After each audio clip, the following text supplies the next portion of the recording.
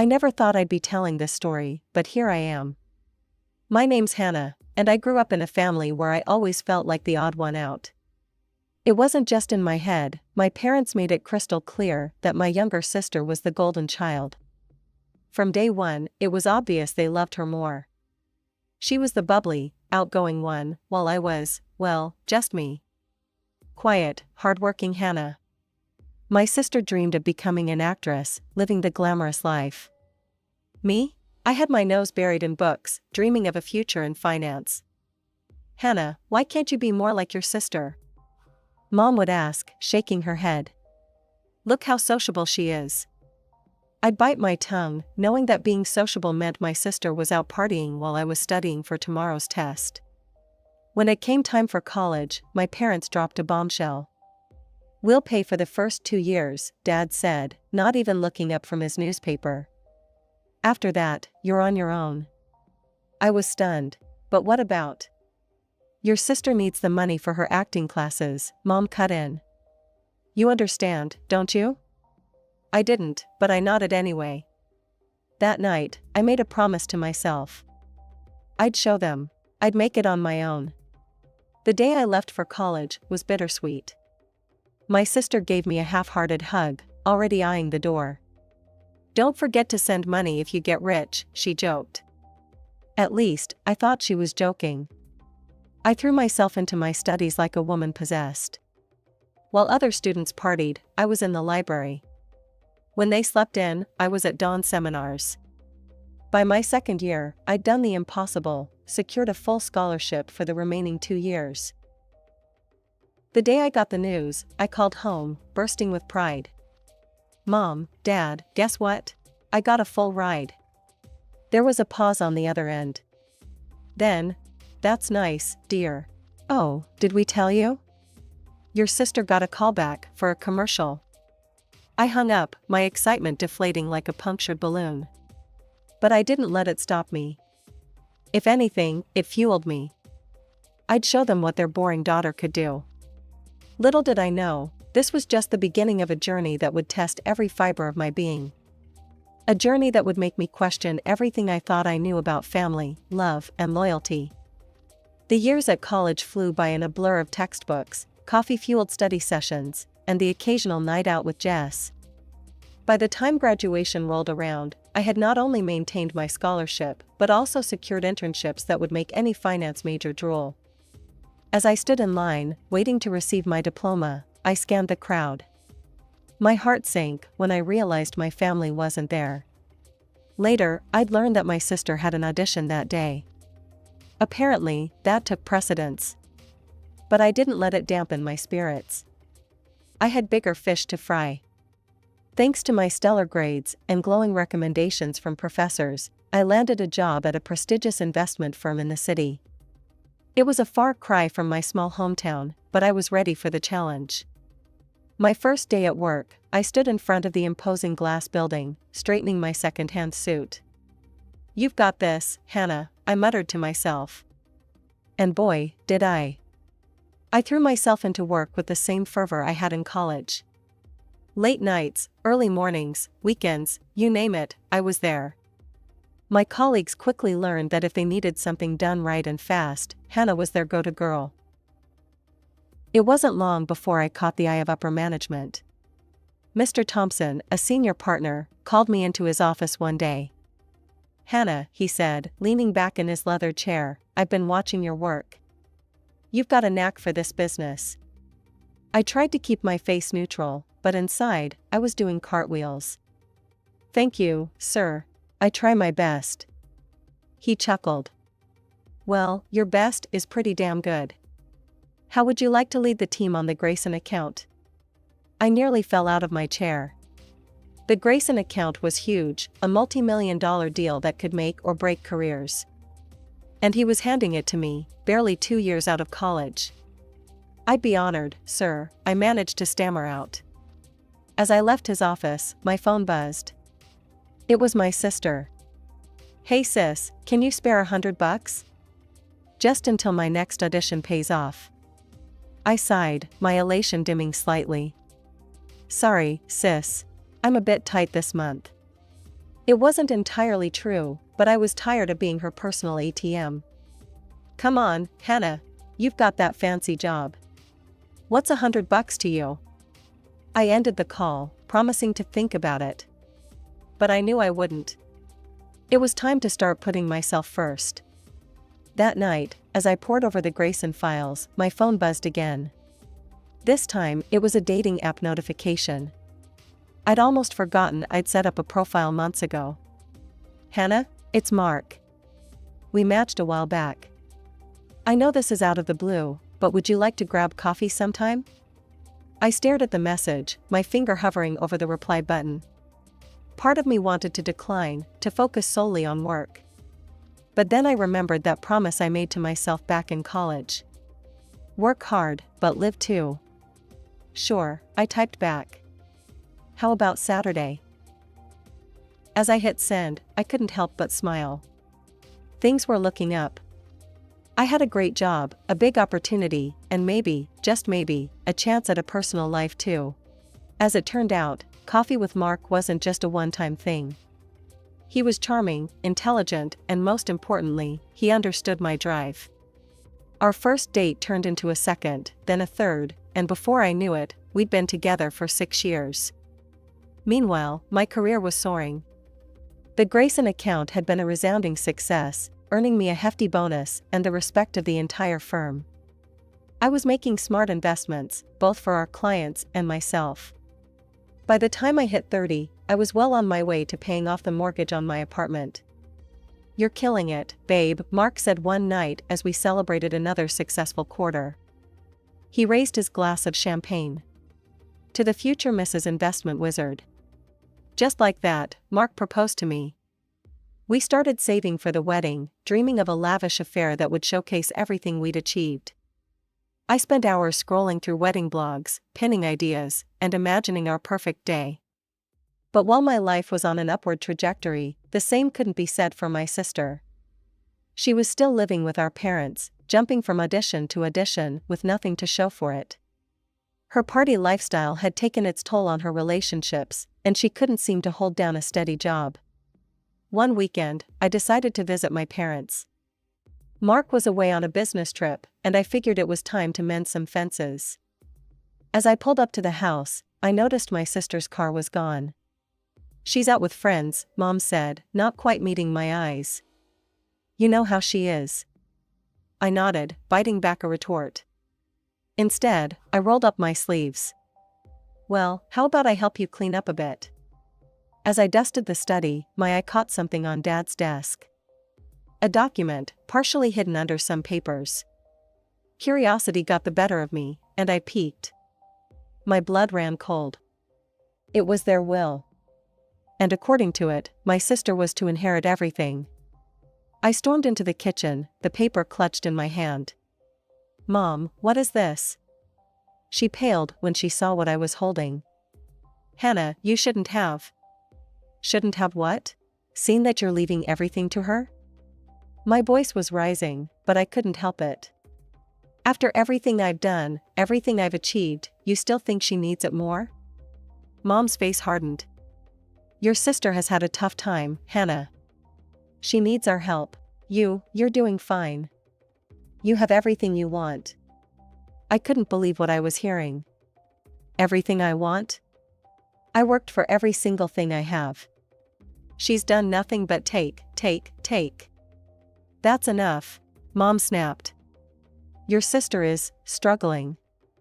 We can't abandon her. You'll be fine without our help. I stood there, shock and anger warring inside me.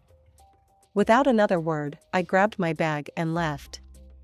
As I drove home, tears blurring my vision, I made a decision. If this was how they wanted it, fine. I was done trying to please them. Months passed without a word from my family. I threw myself into work and wedding planning, trying to ignore the ache in my chest.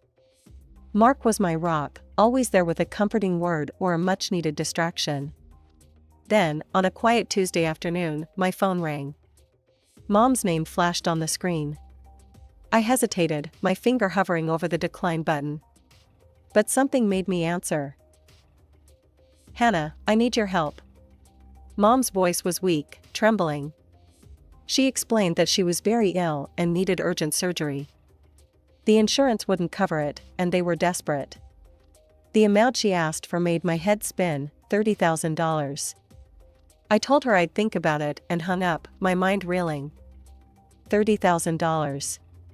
That was a huge chunk of our wedding fund. I needed to talk to Mark. That night, over dinner, I laid it all out for him. I know they've hurt me, I said, pushing my food around my plate. But if it's really for a life-saving surgery. Mark reached across the table, squeezing my hand. If it were my parents, I'd do the same, he said softly. Family is family, even when they mess up. His words settled it. The next day, I called Mom back. I'll help, I said. I can transfer the money to an account for you. You can pay me back gradually when you're better. There was a pause on the other end. Oh, honey, I don't understand all that online banking stuff, Mom said. Can't you just bring cash? Alarm bells started ringing in my head. Cash? Mom, that's not safe. I could pay the hospital directly if you prefer. But she insisted on cash, claiming she didn't trust modern technology.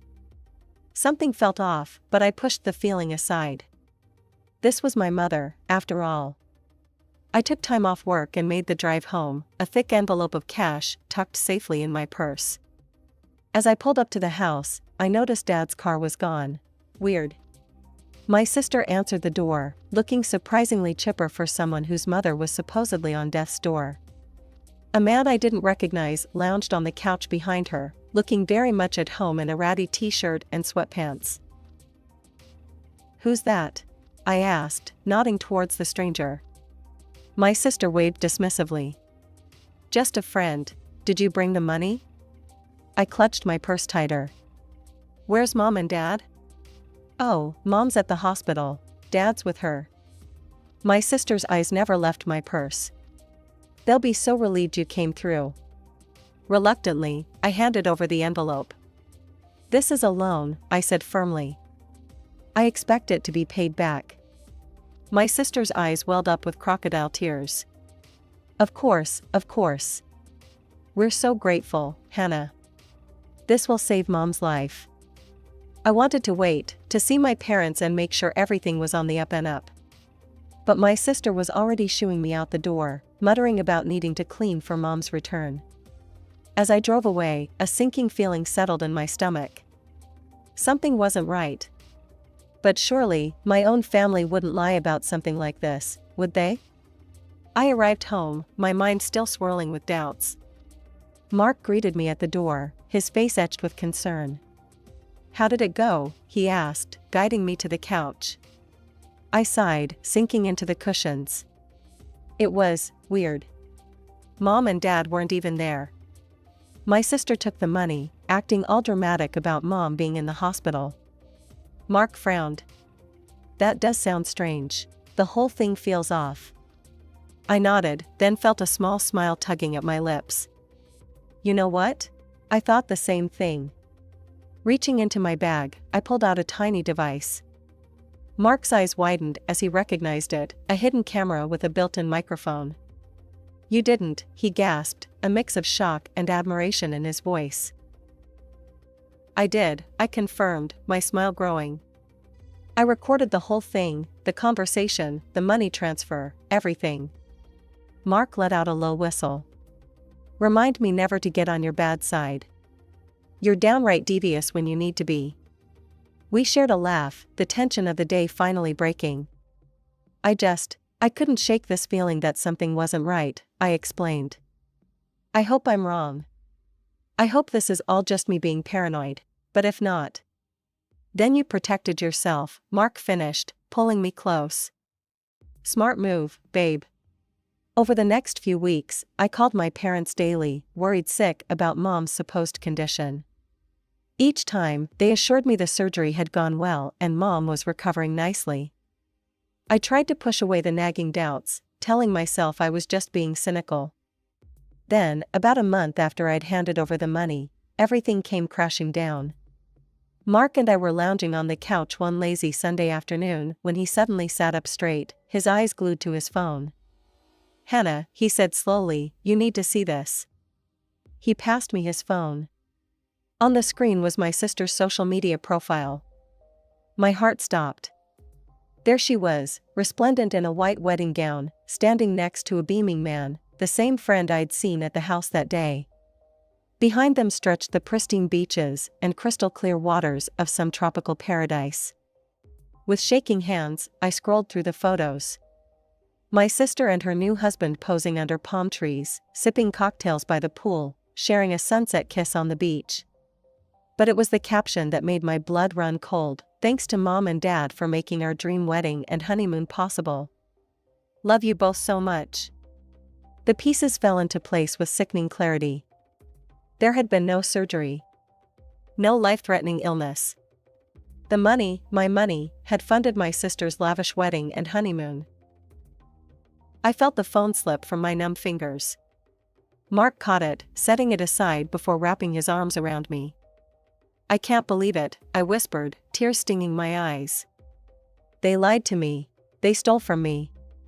Mark held me tighter, his voice low and angry. "We've got the evidence, Hannah. They can't get away with this." As the shock wore off, a cold determination settled over me. They thought they could take advantage of me, of my love for my family. They were about to learn how wrong they were. I couldn't sleep that night, my mind racing with plans and rehearsed speeches. By morning, I knew what I had to do. I called in sick to work and drove to my parents' house, my heart pounding with each mile. As I pulled into the driveway, I saw both their cars. Good. No more hiding. I knocked firmly on the door. Mom answered, her eyes widening in surprise. "Hannah, we weren't expecting you." "Clearly," I said, brushing past her into the house. Dad was in his armchair, looking up from his newspaper. "What's going on?" I stood in the middle of the living room, facing them both. Mom's face was a picture of health, no sign of the illness she'd claimed to have. "I want to thank you for your help, Hannah," Mom started, her smile not quite reaching her eyes. "The surgery." "Stop," I cut her off. "Just stop lying, I know everything." Their faces froze. Dad's newspaper crinkled as his grip tightened. "What are you talking about?" Mom tried to laugh it off, but I could see the panic in her eyes. "I know there was no surgery," I said, my voice eerily calm. "I know you gave my money to my sister for her wedding and honeymoon. A wedding I wasn't even invited to." For a moment, they tried to deny it. But as I recounted the evidence, the social media posts, the inconsistencies in their story, I saw the moment they realized the game was up. Mom's face hardened. "Fine," she spat. "Yes, we lied. Your sister finally found a good man. She needed our support." I couldn't believe what I was hearing. "Support? You stole from me." "We didn't steal," Mom shot back. "We're family, we needed help, and you could afford it." "Afford it?" I was shouting now. "That was my wedding fund. Do you have any idea how hard I worked for that money? How much I sacrificed?" Mom's face was cold, unmoved. "Oh please, Hannah, you have a good job. You can always earn more. Your sister's starting her new life. She needs that money more than you do." I stood there, shock and rage warring inside me. How could they do this? How could they be so callous, so cruel? The room fell into a tense silence. Dad hadn't said a word, his eyes darting between Mom and me like he was watching a tennis match. I could see the guilt in his eyes, but he made no move to defend me or apologize. I took a deep breath, trying to calm the storm of emotions inside me. "Do you have any idea what you've done? The trust you've broken?" Mom's expression didn't change. "We did what we had to do for our family." "Family?" I laughed bitterly. "Is that what you call this? Lying, stealing, favoring one child over another?" "Your sister needed us," Mom insisted. "You've always been able to take care of yourself." "Because I had to," I shouted, years of pent-up frustration pouring out. Because you never supported me the way you did her. And now this? The silence that followed was deafening. We stood there, three people bound by blood but separated by an ocean of betrayal and resentment. And I knew, in that moment, that things would never be the same again. My hands were shaking, but my voice was steady as I looked my parents in the eye. I want my money back, now. To my shock, Dad let out a harsh laugh. And how exactly do you plan to make us do that? You can't prove you gave us anything. I felt like I'd been punched in the gut. What? I brought the money myself. I gave it to my sister right here in this house. Mom's face hardened. We'll tell any court that you're lying. It's your word against ours. Now get out of the house. You want to throw me out of your house? I asked, disbelief coloring my voice. After everything you've done? They moved towards me, clearly intending to usher me out. But then, I felt a calm settle over me. A small, triumphant smile played on my lips. You know what? I don't think it will be my word against yours after all. I pulled out my phone, turning the screen towards them. Their faces paled as they watched the video of me handing the cash to my sister, her tearful thanks and promises to repay me clearly audible. And that's not all, I added, my voice cold. I've been recording this entire conversation. Mom's face crumpled. Tears began to stream down her cheeks as the reality of the situation hit her. Hannah, please, she begged. We're sorry. We'll do anything. Just, please don't do this. We don't have the money to pay you back. I looked at her, this woman who had raised me, who I'd trusted implicitly. Now, I felt nothing but a cold, hollow ache where my love for her used to be. You should have thought of that before you lied to me and stole my money, I said quietly. I'll see you in court. Without another word, without a backwards glance, I walked out of that house. As I drove away, I felt a strange mix of sadness and relief. A chapter of my life had closed, but a new one was about to begin. The next day, I met with a lawyer. He listened to my story, reviewed the evidence, and nodded gravely. We have a strong case, he assured me. But these things take time. It could be months before we see any resolution. As I left his office, I made a decision. I wasn't going to let my family's betrayal define my life any longer. I called Mark. Hey, I said when he answered. How do you feel about not waiting to get married? I could hear the smile in his voice. I thought you'd never ask. Mark and I decided on a small, intimate wedding. No lavish decorations or expensive venue, just a heartfelt celebration with the people who truly mattered. We rented a charming little garden and invited our closest friends, along with Mark's family. As I stood there, hand in hand with Mark, exchanging vows under a simple floral arch, I felt a sense of peace I hadn't known in years. Mark's parents beamed at us, his sisters wiped away happy tears. These people, I realized, were my real family now. I didn't invite my parents or my sister. Their absence was a dull ache, but I knew I'd made the right choice. Months passed, and finally, the day of the trial arrived. As I walked into the courtroom, I saw my mother for the first time since our confrontation. She looked older, worn down by stress and guilt. To my shock, she lashed out, her voice echoing in the quiet courtroom. After everything we've done for you. You ungrateful child. I stood there, stunned, as she recounted every sacrifice they'd supposedly made for me growing up. Her voice grew harder, angrier, until finally, she spat out. I disown you. You're no daughter of mine. The words stung, but I held my ground. When it was my turn to speak, I simply presented the evidence, the video, the recordings. The facts spoke for themselves. In the end, the court ruled in my favor. My mother was ordered to repay the full amount, plus interest. I later heard she had to take out a loan to cover it. Life moved on. I threw myself into my work and my new life with Mark. His family embraced me wholeheartedly, filling the void left by my own. Through the grapevine, I heard snippets about my former family. My sister and her husband had moved in with our parents, bringing a constant stream of freeloading friends. It wasn't long before my parents, fed up with the chaos, kicked them out.